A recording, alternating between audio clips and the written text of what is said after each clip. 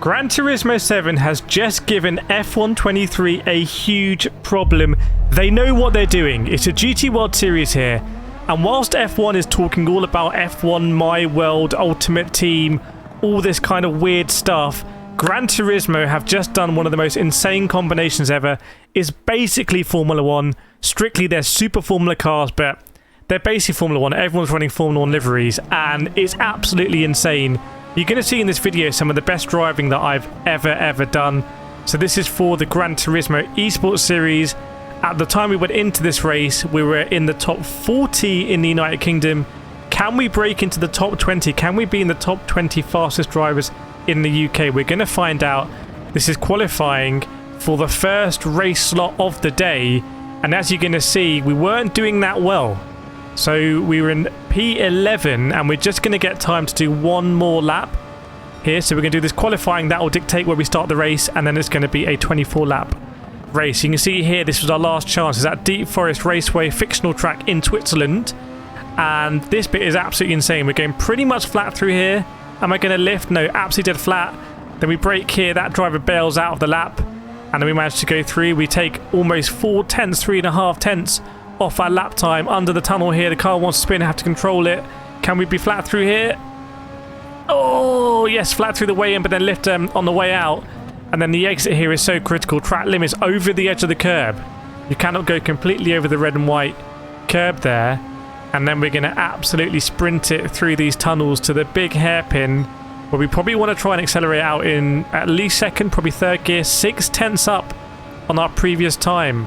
At the moment, starting P13 in this very high split is not going to cut it. There are some crazy fast drivers in here. And I really wasn't sure how this lap was going to go. We got the tyre telemetry up as well. But yeah, if you're a fan of Formula 1, drive these super Formula cars. They're even more amazing in VR. As I've spoken about in other videos, you cannot really compete at the esports level in PSVR until they make some very small changes to the HUD, which I hope they do. So we started in P7 in the end. And as you're going to see, the start was pretty pants. Not a good start. Getting swamped on the inside and the outside. You've seen those starts in Formula 1 with the driver just gets absolutely swamped. And it's crazy here. So there's a brawn-lifted Ukrainian going a little bit deep, and we lose a couple more positions. I'm just going to play through here the start of this race because absolutely insane. We think about going up the inside there. Is there any contact? Oh, there is a little bit of contact there. But no damage on either of the cars. Might think about going up the inside again here. Can we pull alongside? No, we can't. See the livery there on the left-hand side and the helmet glistening in the sunlight. You love to see it. Trying to go around the outside. No doing. Can we dive up the inside? Are we trying to be a little bit impatient here? Maybe. Going to go up the inside. And, oh, no, not quite. Now, a mistake I made in this race was not really using the overtake in early doors as much as I should have done. Obviously, in Formula 1, you have the ERS system, where the cars in Formula 1 are actually able to harvest a lot more than they're able to deploy. The deploy is limited.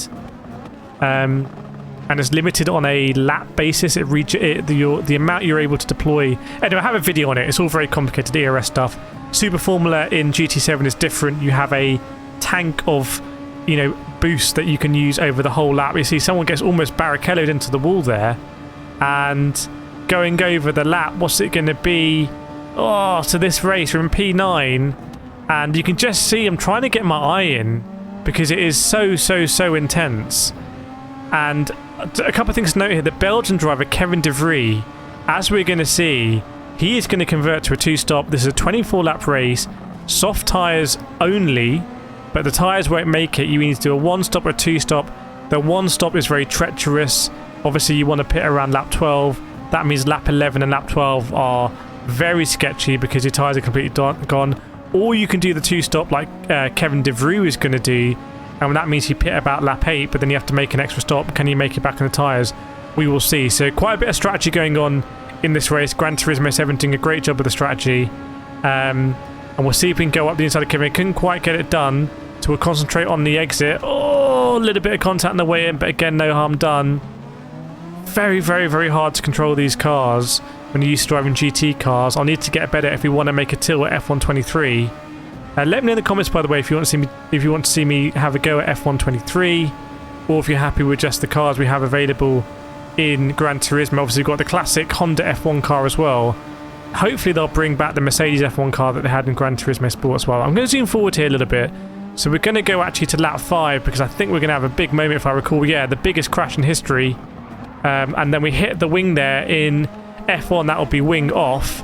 In GT, it basically simulates the damage as a sort of penalty, and then it will fix it to you. So we go down to P12, and you can see in this race I'm really struggling. This is a pure pace at the moment, and look how far behind we are, 15 seconds. Kevin does come in on lap 8 there, so he is committed to a 2-stop, one of the few drivers to commit to the 2-stop. So we'll see where we come out when we do the stop relative to Kevin, because he is going to do a very healthy undercut on us because he's going to be on fresher tyres. But you can see here the pace, we're just sort of struggling a little bit. Now we're coming into lap 12, and everyone else is going to jump in the pits. Going to be doing the one stop. Have a look at the rear right tyre there. That is struggling. Some people going a lap, they may have pitted the lap before, I can't quite recall, but not everyone pitting on this lap, which is interesting.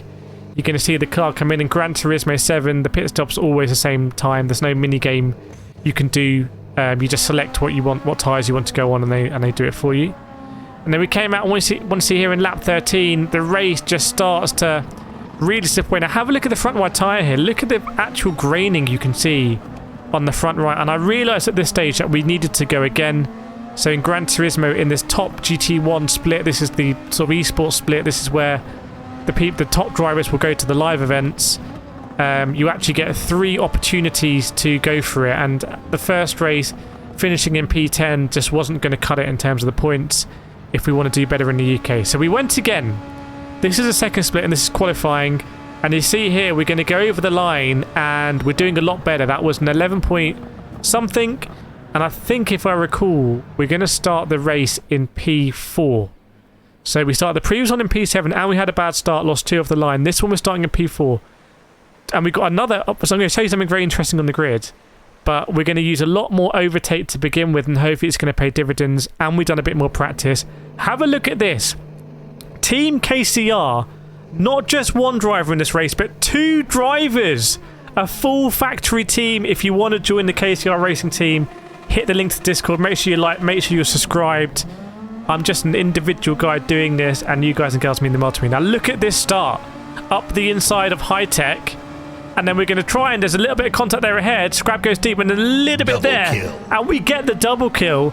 So rather than going 2 backwards in this race, we go 2 forwards. And can we get into Scarab? We will see, the Egyptian. And we have to be really, really on it here. But you're going to see here, there are moments here.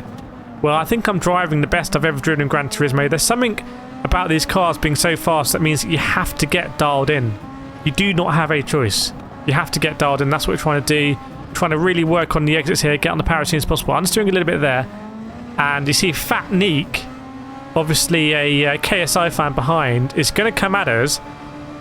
But you're going to see here our sort of tactical deployments of the overtake when needed. So doing a bit of defensive overtake. Defend take? Here to save the position. That's something that we didn't do in the first race, and we ended up just getting swamped. So we're going to play it forward here. Can we get into Scarab? Can we sort of move away from the drivers behind? This is all about ultimate pace right now. There's no strategy going on right now. Everyone is pushing it at this stage of the race. Max level. So you can see we are half a second behind Scarab. Coming into the first corner, 3rd gear, trying to punch to the power. Don't want to get oversteer on the exit.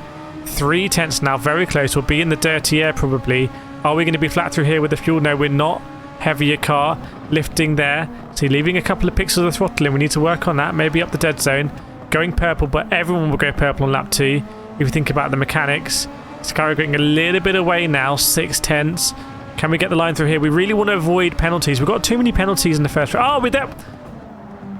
The penalty curse. Right, what's going to happen here? Because a half a second penalty in such fast cars is really, really, really bad. If these were slow cars, it wouldn't matter so much. But here, we're going to hit the penalty, hit the anchors. Are we going to be able to hold this position? I go defensive. We don't need to. It's fine.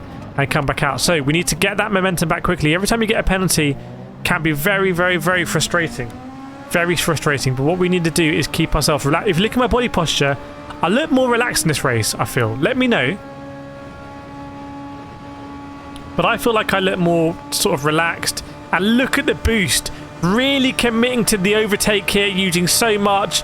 Big strategic decision, so much overtake, just hanging us in there by a thread. And actually we're side by side here. I was thinking it's not going to work, it's not going to work. I should back out, but he actually backs out. He lives to fight another day. We both live to fight another day because of his sensibility, and I noted that, okay, that high-tech manual seems like quite a sensible driver. So we went up to P2. We were sort of putting P1 under some sort of pressure. The question is, what can we do now in P3? Can we get away from manual? We're going to see here, look at the gaps. The gaps here are all important.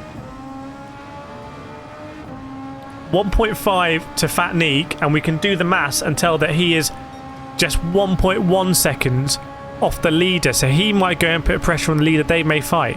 We're trying to drop Manuel because he's over 1 second behind us. Critical moments. This is where the whole race is going to be decided, because if we prove that we have the pace to sort of be in this top 3, top 4, then, you know, we can mix it. We can even think about doing something different on strategy. It's now only a second between the front 2 drivers, so even if Fat Neek is going to be getting away from us, if he's going to catch Scrab, then something's going to happen there, and they're going to have to slow down one way or another. Or someone's going to come back to us. There's an inevitability about that. So I was feeling pretty confident this stage of the race. Flat through there, lifting quite late, as we should, in the dip, 3rd gear, and we go purple by almost half a second. So we are, at that time, I think, fastest man on track. Fastest driver on track, and things are looking pretty good. I'm feeling pretty confident, but there's going to be some drama, as you might expect in any of these. If you're following these GT World Series races, just been drama all the way through. There's so much strategy in these races. It really has been crazy. Absolutely loving the strategy. We're going to go to some great circuits in this World Tour push, and where we're going to end up, we don't know. Maybe they'll do an exhibition if we get in the top 20. Maybe they'll do an exhibition race for the top 20 UK drivers. Wouldn't that be awesome? The top 3 UK drivers will go to the World Finals. So I'm astonished we're not a million miles off. But we're going to zoom forward to lap 6, and I'm pushing. We're going to see what happens here as we go in the dip. And do you see what happens there? Just a little bit on the throttle too early. We go into the wall. We have to keep our head on straight here. We cannot let ourselves get frustrated. It's now a chase. The race has changed into a chase. We have the leaders there. Right, we're going to zoom forward. Lap 11 going on to lap 12. This is going to be the lap where everything gets sketchy on the tyres. Multi-21 has been called in the strategy room. We're going to swap the KCR drivers around. And KCR Kemp is looking quick. Let's see what he can do.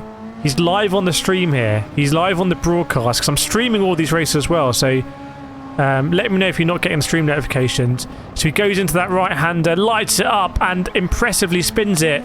So we do the multi-21 undo.